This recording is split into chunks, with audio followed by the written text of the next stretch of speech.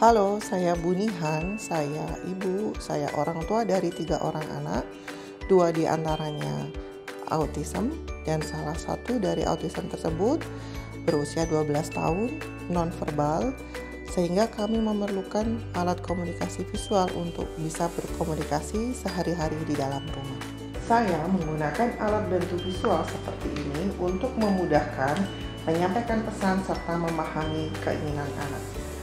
Ini adalah sequence, kemudian ada first then, lalu papan board juga kadang saya gunakan untuk berkomunikasi.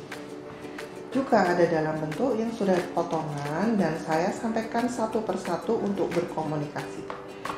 Beberapa sequence juga bisa dikumpulkan menjadi salah satu dengan tema tertentu.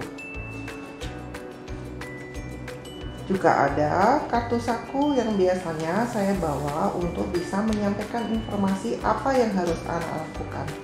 Dalam keadaan darurat, saya menggunakan HP untuk menyampaikan pesan pada anak.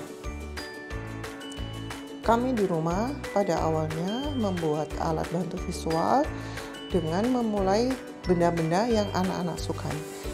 Salah satunya adalah bola. Bola seperti ini sangat disukai sehingga bola ini harus sering dipakai, dicari, kemudian digunakan anak untuk bermain dalam keseharian.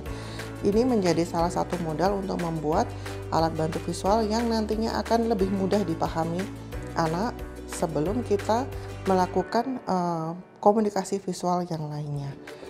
Bola akan kita foto lalu kita cetak sama persis seperti yang biasa anak gunakan. Seperti ini. Bola yang digunakan dan foto realnya sama.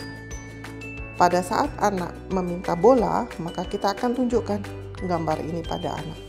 Bola. Lalu bola kita kasihkan sehingga anak mengenal bahwa gambar ini mewakili bola yang dia inginkan.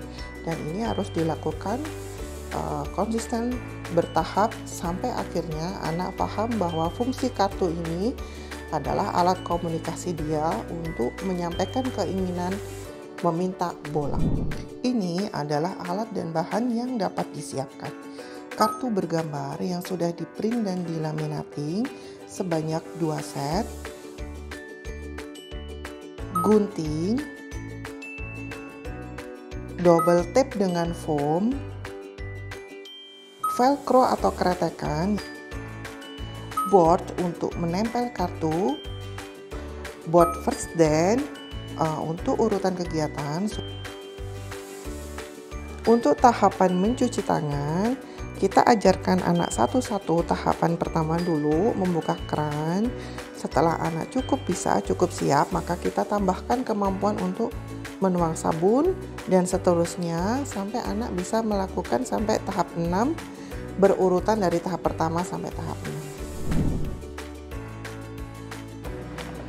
Untuk kali ini kita akan breakdown, mengambil target awal bahwa anak bisa melakukan 3 kegiatan awal cuci tangan.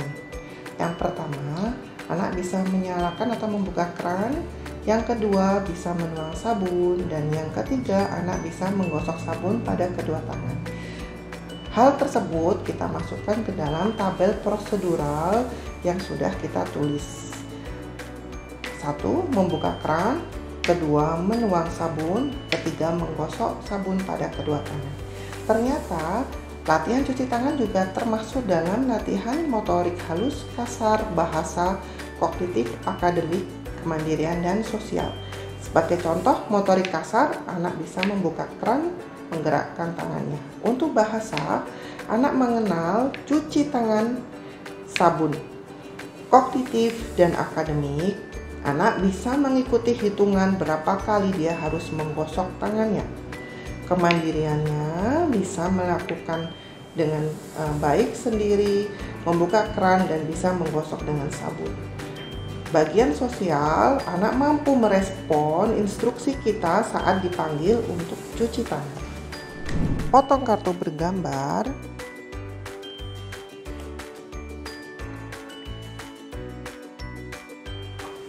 Oke, lalu ambil double tape, gunting, kira-kira 2 cm dan kita tempelkan di balik kartunya.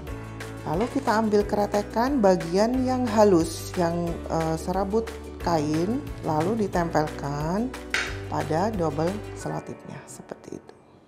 Oke, maka jadilah kartu bergambar yang bisa ditempel pada papan urutan kegiatannya yang harus dilakukan apa.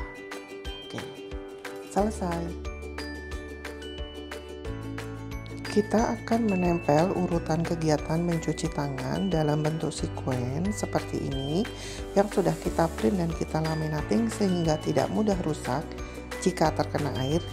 Jadi ini akan kita tempel di kamar mandi di tempat yang dekat anak biasanya melakukan cuci tangan. Ini adalah papan first dance. Anak melakukan satu kegiatan lalu boleh mendapatkan kesukaannya.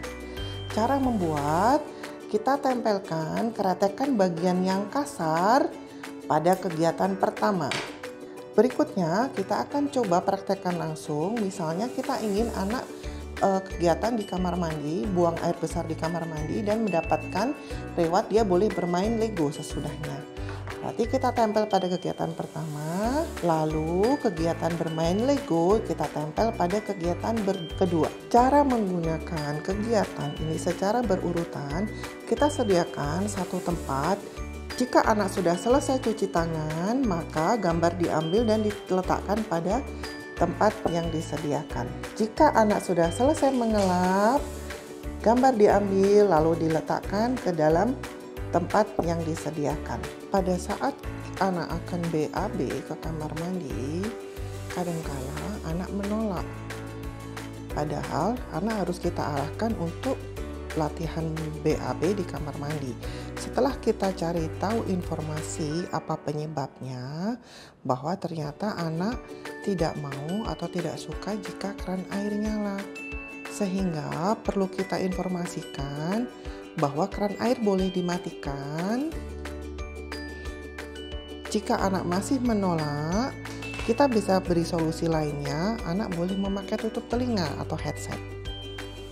Jika ternyata anak memilih keduanya, keran air dimatikan dan anak boleh pakai headset, tidak apa-apa. Kita boleh melakukan, yang penting bahwa tujuan anak untuk latihan BAB di kamar mandi bisa tercapai.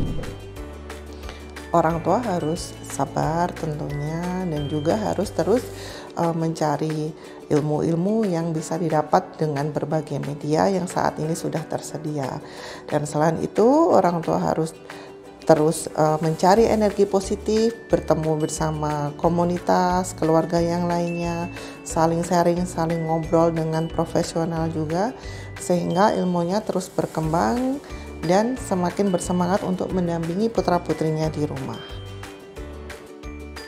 Happy parenting!